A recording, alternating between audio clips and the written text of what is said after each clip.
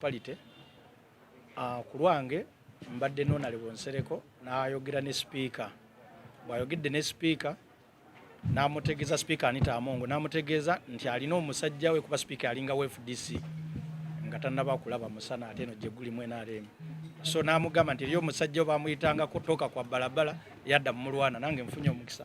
Mbadde nawulira ngo luyimba simmanyi mutegedde lwaleero. Nangamba omusajja we mulwadde kino kye kino. Speaker nampa obuvunaanyizibwa asoose kwogerako naye kusimu n'agamba ali atya, n'amubuuza ddwaliro kiri alimu, obujjanje bafuna batya biki, boogeddeko naye lwakuba badde mu Luganda ate speaker takwasa nnyo Luganda. N'ansindika nzije ng'omuyambi we ndi mukozi wa speaker ku parliament, nzije mpulirize ate muleetere n'obubaka bwe obwa million 10 ezaaliwo nja kuzijjamu mu bipapula bazibale. Speaker bambi n'akusaasira nadda mu Mulwana, n'akusaasira obulwadde bw'olimu, n'akusaba ogende mu ddwaliro bakucekinge bulungi balabe olya olina ekyetaagisa. Bwe kineetaagisa okufulumyamu nga medical board erina okuwa ebbaluwa ekufulumyamu bajja kukola kyonna nga bwe kisoboka. For the meantime akwadde million 10 ezisookerwako, simanyi oba ekibiina kyo kyakwaddeyo meka. So bakuweeyo ezo ate mu parliament olinayo bangi nnyo aba FDC. Tujja kukwatagana ne ba MP bannaffe nga Honorable Muhammed Nsereko kuba yasoose kitwalira speaker n'akimwanjulira abadde tamanyi ng'olajjana. Speaker n'angamba zitwale nenzituusa. Nsereko taliiwo naye oli driver we bamuyita Muhammed Nsereko.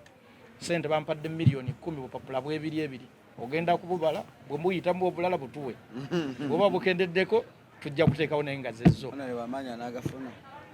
kati ojjamu balira aluna sente bananvaano nga babaze sente z'omulwadde ekyono n'omukwano sente ate ekitabula omukwano sente bampadde million 10 naye wa speaker ebeerayo sente alina gweyongera kutegeera nti ofunye omujjanjabi anaakujjanjaba obulungi wa mutima mulungi agenza kukwatira ku bantu bangi yakwatira ku Nambooze ne bamuwa nga kawumbi naye ate ggwe kuba Nambooze bajjanjabiddwa ku sente mpitirivu nnyo eza parliament kati ate ggwe oli Munnayuganda wa bulijjo yeetaaga okujjanjabibwa kuba owa omusolo.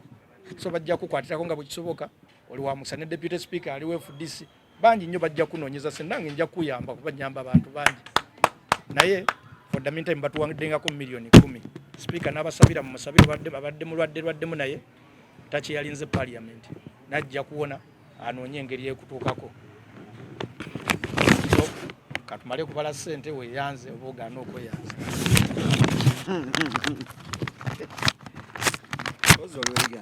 Ndiwayiganga municipality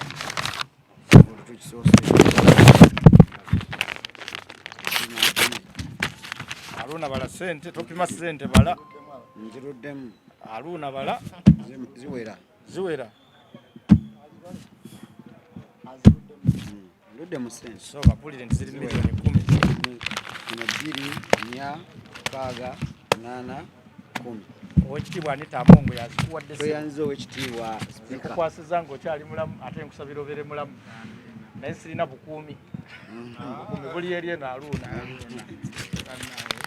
nange nkwagaliza okusuuka. Weebaze nnyo Muhammed Nsereko yamutuusiriza obubaka obwo MP wa Kampala ate yongera kumugamba akulabire b'empya abalala bufuna b'empya abalala nga 10 oba ojja kuwona oyo wakikwatamu Honorable Nsereko. By the way soka weebaze sente Uganda mwenna abalungi nsaba munneebalizeeko kuba kino mbadde naaludde okisuubira. Olumbe lunnumidde ndowooza omwaka mulamba n'emyezi 6 tuyise mu bizibu bingi naye nsaba bannayuganda musooke munneebalizeeko abantu abo babiri nga sinaba kwogera kintu kyonna. Speaker wa palamenti Honorable Nsereko Honorable Panado nange ataziridde naawe atuusizza obubaka bannange mwebale nnyo mwenna mwebale nnyo munneebalize speaker saba munneebalize speaker nange neebaza mbadde nzija kuba nze Nsereko mbadde simeyiwaddebutuukako toka kwa barabara besijja mengea ensi yonna lwemanyi ti nga mbadde sineebaza ajaruuna kuba mbadde nina okusooka kuba oli muganda wange. Olumbe mbadde nkyabanyumiza byonna bye muzze mulaba olumbe lunnumye olumbe lunnuma naye ajaruuna n'akola kyasobola neekola buli kyange kumpi nekizigwako ajaruuna n'alwana n'abantu bwe mwalabira akatambi twali mutuufu tuweddemu amaanyi. Abaasooka ne bajja ne batuwa obuyambi. Bwasanga ddala nga nze omuntu alwadde omwaka gumu n'emyezi akatambi kafuna otambi twali tumaze endoza omwaka mulamba n'emyezi 3 akatambi we kajjira. Omuntu alwala ebbanga eryo ensawo eba yakalira oluusi n'ebimu oba tokola ki. N'abaasooka okujja ne batuyamba bannange mwebale nnyo mwebale ddala. Embeera tuze tujjanjaba ne tujjanjala oweetuusa Luna n'alowooza ngenda muva mu maaso. N'aŋŋamba nabadde ne twali tunyumya omugenzi Katolwama afudde. Saasobola nali mulwadde nga mbirabira ku TV. Ajja Luna yajja okundeetera ekyokulya ne mugamba muganda wange fa kwa Katolwama kundaze ebintu bingi nnumiddwa naye kundaze nti abantu balina okuba ne bannaabwe. Ne ndaba abantu nga basonda bukadde 8 ne basonda ssente n'amaziga ne gampita. Naye omusajja oyo abadde mulamu ng'alina eŋŋombo oyo oluseke ng'agenda bambi asaba. Ne ŋŋamba laba ssente bwe bazisomba nga mpitirivu ng'amaze okuva mu nsi. Aji n'aŋŋamba tokaaba Mulwana, tujja kuyiya tulabe engeri gye tukujja wano naawe ojja kuwona. Ne mugamba emikwano tunaagifuna nga ngiraba gijja ofudde gyalize. Aluna oyo n'aŋŋumya naye amaziga gaali mangi. N'aŋŋamba ne mubuuza Haji tulifuna emikwano ng'aba Nsereko. N'aŋŋamba Nsereko nabadde naye nze nakulembedde okufumba n'ekyokulya kyabadde alya nze mbadde nkimuwa. Nja kulaba Nsereko. Nange agenda mumunoonya mu bulungi ne mu bubi munnyonnyola ensonga nti kuba toli muntu wa bulijjo ali awo wakolerera eggwanga. Enkyukakyuka eriwo na kaakati ogirinako ettaffaali. N'aŋŋumya Haji ow'emulamu. Bulwadde ne bweyongera tutambudde tukoze buli kye mumanyi eddagala tulimize naye kibumba nga kigaanye okuwona.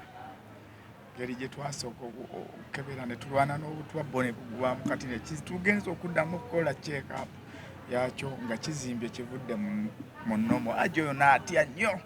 Mugamba ate n'atya okusinga nze. Ate ne ntandika okuba nga nze mubumya. Kati n'aŋŋamba kannoonye Nsereko. Ne mugamba naye munnange ffe tunaaba n'emikwano ga Katolwama gy'abadde alina.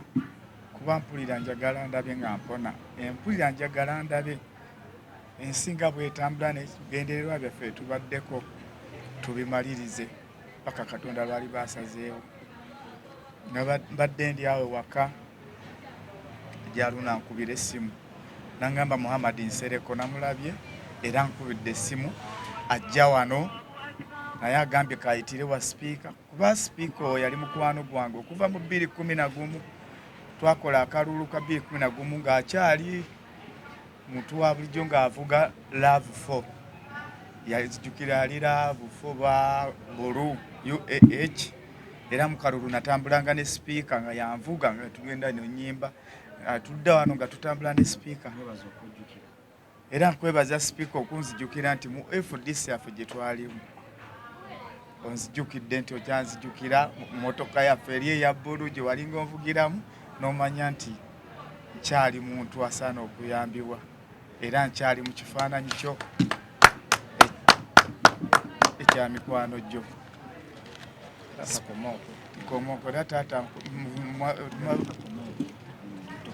era maama kusaba tokomoko tusimbudde olugendo olulabo batugenda Nairobi obulamu buddewo. N'abalala ba MOP bangi mikwano gyange ab'opposition mwenna abanyambye mwebale nnyo naye abatannaba mujje tukwatire wamu tulabe nga obulamu mu Uganda era atuuse ku ddaala erisembayo. Si kye kiseera tumuyambeko tulabe nga oba twali bwebweru. Kye nandirowoozezza nze naawe tetuli basawo lwakuba nze ndiko omusawo katonotono.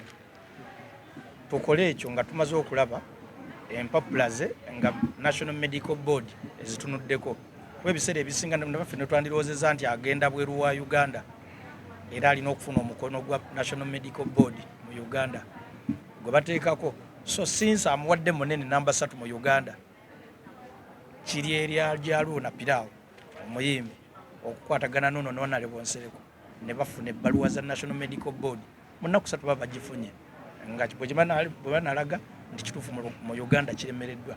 Naye okusinziira nange embeera gye mulabyemu si ennungi newankubadde neewunyiza nti amaze n'ayogera naye oba naabo bakonfaminze nti tebusobole kujjanjabwa wano oba balina obusawo abakugu okusukkako wano. Nange essala zange okulaba nga Omunnayuganda ayambiddwa kuba bangi bagenda ebweru ne batereera. Tubasuubira omukwasizaako nga mmwe abakulembeze b'eggwanga. Era tetwandibadde tetuli wano singa tusazeewo okumukwasizaako kuba omutima mulungi gwe gutuleesezza wano. Nsereko yakikwasizaamu sipiika bwandagidde ndiva mu parliament sooka erwendo yamba Omunnayuganda abonaabona kwe kuleka emirimu emirala n'enzijja ku gino.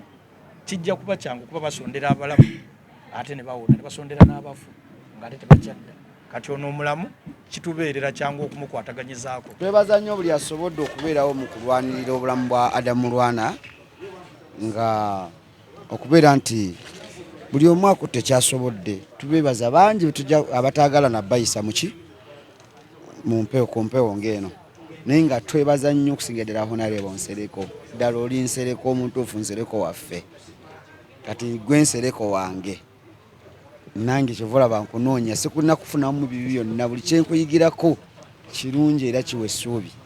So mwebaza okuba nga yatusizayo message eno. Mwami Nsereko oyo twayogedde naye ejjo bwe yadda nnyumizanga mukwano gwe nannyumirizaamu ekyokuba nti alina waalaga ninga naye nina muganda wange ono bwati ne bwati naye ekyo kireke Haji nze nga manyi nti byakusaaga tunoonyeza omukyalo oyo abala ne batulimba n'abamu ne batujjako ne ssente abamu batujjako ssente waliwo yatujjako ne miliyoni 2.5 nti nze ngenda batuusewa sipiika kubanga Mulwana kyabadde alaajana newe yali waliwo yazirika awo yadde engulu yagamba yakabalinnyaanite ekitegeeza ebyobufuzi sikola ki sibimanyi nnyo ngamba anite gwagamba yalo nti oli nengamba amanyi ati abantu abanene bwe batyo nabeera mu mbeera eno bweti.